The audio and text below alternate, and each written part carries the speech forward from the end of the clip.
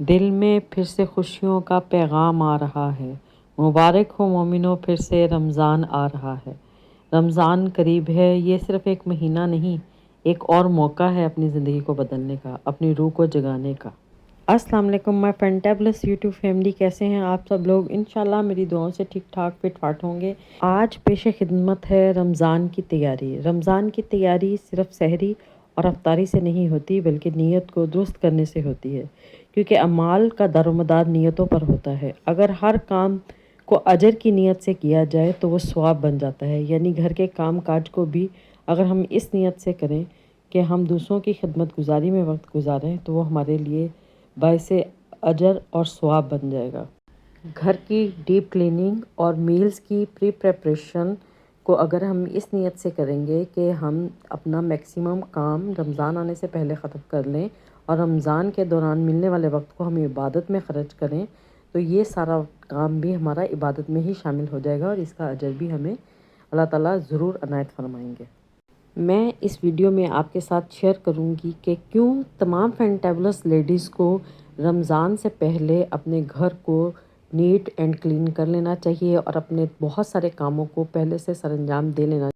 जैसे हम किसी ख़ास मेहमान के आने से पहले अपने घर को डीप क्लीन करते हैं और तमाम चीज़ों को साफ़ सुथरा करते हैं, इसी तरह ये माह रमज़ान अल्लाह का मेहमान है और ये साल में एक दफ़ा ही आता है और साल में एक दफ़ा ही ये इबादत करने का हमें मौका मिलता है और बाकी दुनियावी काम तो सारा साल चलते रहते हैं। और बिल्कुल इसी तरह जिस तरह किसी ख़ास मेहमान के आने पर आप अपने आप को सिर्फ ड्राइंग रूम तक महदूद कर लेते हैं और उस मेहमान की खातिर खिदमत में लग जाते हैं और उसके लिए तमाम ज़रूरी लवाज़मात को पूरा करते हैं, इसी तरह माह रमज़ान हमारे लिए अल्लाह का एक मेहमान है और हमें चाहिए कि हम पूरी ताज़ीम के साथ इसका इस्तकबाल करें। तमाम फैंटेबलस लेडीज़ ने ख़ुद भी रोज़े रखने हैं और रोज़ेदारों को रोज़े भी रखवाने हैं और उनकी खिदमत भी करनी है, तो इसके लिए ज़रूरी है कि हम अपने पहले से अपने कामों की प्लानिंग कर लें। जैसा कि मेरे तमाम व्यूअर्स जानते हैं कि मैं स्टिचिंग का काम भी करती हूँ, तो मैं बहुत ज़्यादा रेसिपीज़ नहीं डाल सकती और ना मेरा कोई रेसिपीज़ का चैनल है। मैं आपको डीप क्लीनिंग दिखाऊँगी और अपनी जो भी प्लानिंग मेरी होती चली जाएगी, मैं उसको Aahista Aahista day by day दिखाती रहूँगी। कुछ चीज़ें मैं शॉर्ट्स में दिखा दूँगी और कुछ चीज़ें जो हैं वो मैं लॉन्ग वीडियोस में दिखा दूँगी और इसके साथ साथ मेरा जो स्टिचिंग का काम होगा वो भी मैं आपको डेली बेसिस पर दिखाती रहूँगी। सबसे पहले मैं अपने मसालों का ये छोटा सा रैक साफ़ कर लूँगी और ये मेरे बहुत काम की चीज़ है। इसमें मैं काली मिर्च, नमक, चाट मसाला, गरम मसाला और काला नमक वगैरह डालकर रखती हूँ और ये बिल्कुल मेरे हाथ के नीचे रहती हैं, मुझे ढूंढने की ज़रूरत नहीं पड़ती। एवरी टाइम आपको मेरी वीडियोस में ये रैक सामने ही नज़र आता है, मेरा इसके बगैर गुजारा नहीं है। सबसे पहले मैं इसको वॉश कर दूँगी। पहले मैंने इनको भिगो कर रख दिया था, फिर थोड़ी देर बाद जब ये नरम हो गई तो मैं इनको धोकर सूखने के लिए रख दिया। जब ये सूख जाएंगी, अच्छी तरह खुश्क हो जाएंगी, तो मैं इनको रैक में लगा कर रख दूँगी। ये मेरा सबसे इम्पॉर्टेंट काम था जो मुझे लाजमी करना था और नेक्स्ट वीडियो में मैं आपको इसको रिफ़िल करके दिखाऊंगी इंशाल्लाह। ये छोटी छोटी बोतल्स मेरे बहुत ज़्यादा काम आती हैं। अचानक से जब टेबल पर खाना सर्व करो, किसी को नमक की ज़रूरत पड़े या चाट मसाला या गरम मसाला या काली मिर्च की ज़रूरत पड़े, तो ये मेरे बहुत काम आती हैं और बिल्कुल मेरे हाथ के नीचे होती हैं और मैं एक आवाज़ के ऊपर इनको बोतलों को झटपट हाज़िर कर देती हूँ। इसके बाद मैं इसका रैक भी साफ़ कर लूँगी। अच्छा, ये रैक और ये छोटी-छोटी बोतल मुझे जो है वो बहुत अज़ीज़ हैं। होता है ना बाज़ औक़ात कोई एक नॉर्मल सी आम सी चीज़ जो है वो आपके दिल के बहुत करीब होती है। बस ये समझ लें कि ये बोतलें और ये रैक मेरे दिल के बहुत करीब है और एनी टाइम 5 मसाले मेरे हाथ के नीचे रहते हैं। 2 किस्म के नमक, नॉर्मल नमक, काला नमक, चाट मसाला, काली मिर्च और गरम मसाला। रमज़ान शुरू होते ही फैंटेबलस मॉम्स की एक टफ़ रूटीन शुरू हो जाती है, इसीलिए ज़रूरी है कि छोटे-छोटे काम जो इम्पोर्टेंट भी हैं और टाइम टेकिंग भी हैं, इनको वक्त से पहले कर लिया जाए। रमज़ान से पहले अगर हम इन चीज़ों की तैयारी कर लेंगे, तो रमज़ान के दौरान हमें इबादत करने का टाइम मिल जाएगा और ज़ाहिर बात है, इबादत के साथ-साथ हाउसवाइफ्स को जो पूरा है वो घर भी संभालना है, तो इसमें आप किसी किस्म की ना कोताही कर सकती हैं, ना कोई आपको कंपनसेशन हो सकती है। लिहाजा बेहतर है कि प्लानिंग के साथ इन कामों को वक्त से पहले कंप्लीट कर लिया जाए, ताकि घर के कामों के साथ साथ हम अपनी इबादत पर भी ज़ोर दे सकें और अपने इनर सेल्फ को अल्लाह के साथ जोड़ सकें। मैंने रमज़ान की तैयारी किचन की डीप क्लीनिंग से स्टार्ट की है। पूरी शेल्फ़ को मैंने साफ़ कर दिया था बर्तनों से।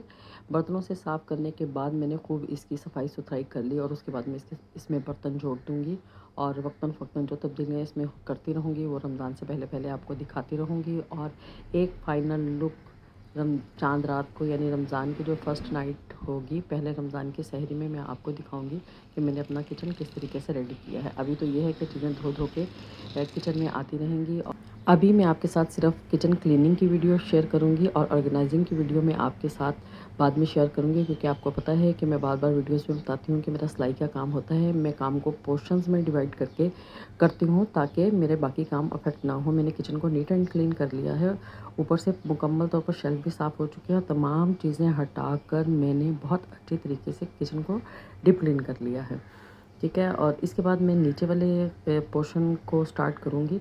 नीचे वाले पोर्शन में बहुत ज़्यादा आपको पता है कि मेरा किचन बना हुआ नहीं है, बहुत ज़्यादा मेस होता है और मैंने टोकरियों में चीज़ें संभाली हुई हैं। इनको मैं जितना भी अरेंज करने की कोशिश करूँ ये बस बिखरी ही रहती हैं। अब इसके बाद मैं इसको छेड़ूँगी, उसके बाद इस खाने को, फिर ये अच्छा जी ये कैबिनेट इसलिए उल्टा पुल्टा हुआ है कि मैंने इसको बाहर निकाला था इस जगह से और दरवाज़ा बंद करके, तो इसकी सारी चीज़ें उल्टी पुल्टी हो गई हैं। मैं अब इसको आपको रीअरेंज करके दिखाऊँगी और देखते हैं फिर इसके बाद इसकी क्या हालत होती है।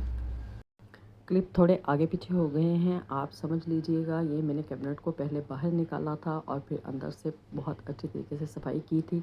अब मैं सफाई करते हुए की वीडियो आपको इसलिए नहीं दिखा सकती क्योंकि मैं कैमरे के आगे नहीं आ सकती।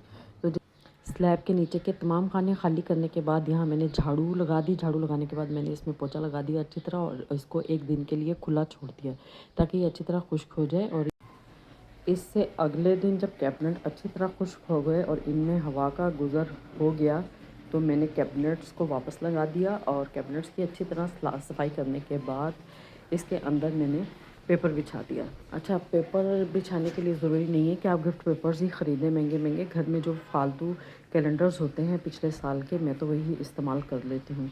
अभी कैबिनेट को जैसे मैंने बहुत अच्छे तरीके से ब्रश से साफ़ कर लिया है, ये साफ़ सुथरा हो गया है। इसके बाद मैं इसके अंदर साइज़ लेकर कैलेंडर को फोल्ड करके बिछा दूँगी।